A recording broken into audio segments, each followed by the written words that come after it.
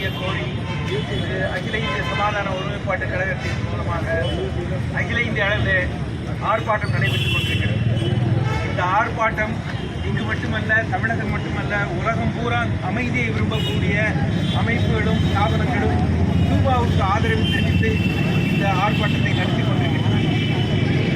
இன்று அமெரிக்காவில் Donald Trump அவர்களுடைய இரண்டாவது ஆட்சி அமைந்தவுடன் கடந்த 22ஆம் தேதி அவர் பதவியேற்றார். ஏகாதிபத்திய நாடு பிடிக்கும் வெறியினுடைய ஒரு கோர வடிவம் இன்று உலகத்தையே தாக்கி கொண்டிருக்கிறது. நம்ம கியூபாவை மட்டும் காப்பாற்ற வேண்டியதில்லை, இன்னைக்கு உலகத்தையே காப்பாற்ற வேண்டிய ஒரு கடமைக்கு நாம் போராட வேண்டிய நிலைக்கு தள்ளப்பட்டிருக்கிறோம். அவர் பதவியேற்ற உடனே அவருடைய செனட்டையோ அவருடைய காங்கிரஸையோ கலக்காமல் எக்ஸிக்யூட்டிவ் பிரசிடென்ட் என்ற முறையில் 100க்கும் மேற்பட்ட ஆணைகளை பிறப்பித்திருக்கிறார். அந்த ஆணையில் ஒன்றுதான் இந்த கியூபா மீதான தடை. அந்த ஆணைகளை படித்து பார்த்தால் இந்த போர் வெறியன், உலக அமைதிக்கு எதிரான ஒரு நபர் எப்படி ஜெயித்தார், அமெரிக்க மக்கள் எப்படி ஓட்டு போட்டார்கள் என்பது ஆச்சரியத்துக்குரிய விஷயமாக இருக்கிறது. தன்னுடைய நாட்டிலேயே, தன்னுடைய தலைநகரத்திலே, வாஷிங்டன் நகரத்தில் அந்த பாராளுமன்ற அந்த ஜனாதிபதியினுடைய கட்டடத்தை அத்துமீறி நடந்து தாக்க முயற்சி செய்தவர் டொனால்ட் ட்ரம்ப். அதற்காக அவர் மேலே குற்றச்சாட்டு இருக்கு. அவர் மேலே ஃபெலோனி, தேசத்துரோக குற்றச்சாட்டு இருக்கு. அவர் பெண்களோடு தவறாக நடந்து கொண்டார் என்ற குற்றச்சாட்டு இருக்கு. அவர் ஊழல் செய்தார் என்ற குற்றச்சாட்டு இருக்கு. இந்த குற்றச்சாட்டை எல்லாம் மீறி அவர் தேர்தலில் நின்று ஜெயிச்சு வந்து எல்லா வழக்குகளும் வாபஸ் செய்யப்பட்டிருக்கின்றன. இன்னைக்கு இது ஒரு பெரிய நாகரீகமாக போயிடுச்சு. ஆட்சியில் இருக்கும்போது அவங்க பண்ணக்கூடிய அயோக்கியத்தனங்கள், அவர் மேல் கொடுக்கப்பட்டிருக்கக்கூடிய வழக்குகளை தான் வாபஸ் வாங்குவது என்பது ஒரு கலாச்சாரமாக மாறிவிட்டது. அப்படி அவங்க போட்ட அறிவிப்புகளில் ஒரு முக்கியமான அறிவிப்பு தான் கியூபா மீதான, கியூபா தீவிரவாதத்துக்கு ஆதரவு தெரிவிக்கும் நாடு என்ற ஒரு சட்டத்தை அவர் நிறைவேற்றியிருக்கிறார்.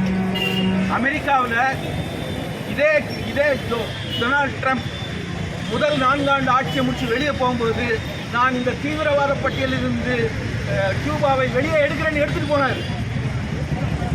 திரும்ப ஆட்சிக்கு வந்த உடனே ஜோ பைடன் இவர்களை தீவிரவாதத்தை ஆதரிக்கும் நாடு என்று சட்டம் போட்டார்.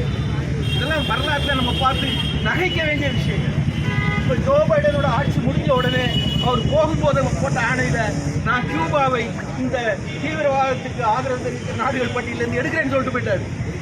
இப்போ திரும்ப டொனால்ட் ட்ரம்ப் வந்த உடனே நான் இவர் தீவிரவாதத்தை ஆதரிக்கிறார் என்று அவங்க சட்டம் போட்டுட்டாங்க. இது அவருடைய போலித்தனம்.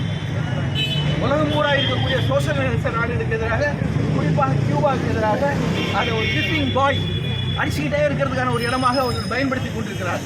சோசியலிச நாடுகளுக்கு எதிராக நான் எப்போதும் இதை செய்வேன் என்று அவர் கொக்கரித்துக் கொண்டிருக்கிறார். அதோடு மட்டுமில்லை, உலக நாடுகளுக்கெல்லாம் இதான் கதின்னு அவர் சொல்லிட்டு இருக்கிறார். கிட்டத்தட்ட பனாமா கால்வாயை நாங்கள் எடுத்துட்டோம், அது சீனாவினுடைய கட்டுப்பாட்டில் இருந்தது என்று சொன்னார். மெக்சிகோ வளைகுடாவை அமெரிக்க வளைகுடா என்று அவர் அறிவித்தார். கிரீன்லாந்து என்று சொல்லக்கூடிய மிகப்பெரிய ஐஸ் தீவை அமெரிக்கா எடுத்துக்கொண்டது என்று சொல்லிவிட்டார். கனடா என்ற நாடு இறையாண்மை மிக்க நாடு, அதை நான் 51வது மாநிலமாக இணைக்கப் போகிறேன் என்று சொல்கிறார். ஒரு மிகப்பெரிய ஜனநாயகத்தினுடைய தலைவனாக இருக்கக்கூடிய டொனால்ட் ட்ரம்ப் உலகம் பூரா நாடு பிடிக்கிற ஆசையில் இறங்கியிருக்கிறார். அவர் காசாவில் செய்து கொண்டிருக்கக்கூடிய அயோக்கியத்தனம் இன்னும் கண்டிக்கப்பட வேண்டியது. காசா மக்கள் போரில் இருந்து இன்னைக்கு தான் கொஞ்சம் போர் நிறுத்தம் வந்திருக்கு, நாம் அமைதியை சுவைக்க வேண்டும் என்று நினைத்து கொண்டிருக்கும் போது அவர் ஜோர்டானுக்கும் லெபனானுக்கும் ஈஜிப்துக்கும் ஆணையிட்டு எல்லா காசாக்காரங்களையும் எடுத்துருங்க, காசா பகுதியை கிளீன் ஸ்லேட்டாக மாற்றி கொடுங்க, இஸ்ரேல் கையில் ஒப்படைங்க என்று அயோக்கியத்தனமான முடிவில் அவர் கைது கொண்டிருக்கிறார். இந்த மாதிரியான ஒரு அயோக்கியத்தனமான ஜனநாயக விரோத சர்வாதிகார எண்ணம் கொண்ட நாடு பிடிக்கிற முதலாளிகளுக்கு காவடி தூக்குகிற ஒரு நபர் இன்னைக்கு ஜெயித்து வந்திருப்பது அந்த நாட்டுக்கு மட்டுமல்ல, உலக நாடுகளுக்கு மிகப்பெரிய ஆபத்து. கியூபாவுக்கு நாம் தெரிவிக்கிற ஆதரவு என்பது உலகத்தில் இருக்கக்கூடிய ஜனநாயகத்தை விரும்பக்கூடிய, அமைதியை விரும்பக்கூடிய, போரை வெறுக்கக்கூடிய அனைத்து நாடுகளுக்கும் ஆதரவாக நடத்தக்கூடிய ஆர்ப்பாட்டம். அதனால் இந்த ஆர்ப்பாட்டத்தை அகில இந்திய சமாதான ஒருமைப்பாட்டு கழகம் ஒரு குறுகிய அவகாசத்தில் இன்று ஏற்பாடு செய்திருக்கிறது. அதனுடைய பொதுச் செயலாளர் என்ற முறையில் தோழர் ரவீந்திரநாத் அவர்கள் தலைமை தாங்கி நடத்தி கொண்டிருக்கிறார்கள். இந்த ஆர்ப்பாட்டத்துக்கு பொதுமக்கள் பேராதரவு தர வேண்டும். இந்த ஆர்ப்பாட்டம் தொடரும், போராட்டங்கள் தொடரும் என்று தெரிவித்து வாய்ப்புக்கு நன்றி கூறிவிட